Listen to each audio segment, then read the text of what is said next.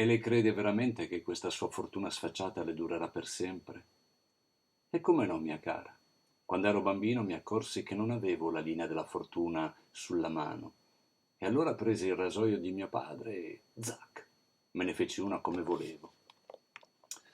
Questo è uno dei dialoghi che trovate nella Ballata del mare salato di Ugo Pratt, un romanzo a fumetti che sta all'interno della bibliografia dedicata al viaggio della maratona di lettura Il Veneto legge. La Ballata del mare salato è il primo libro in cui compare Corto Maltese, uno dei personaggi più affascinanti della letteratura disegnata. Se avete voglia di partire per un viaggio nei mari del sud tra avventurieri, gentiluomini di fortuna, navigatori maori, con sullo sfondo la prima guerra mondiale, questo è il libro che fa per voi.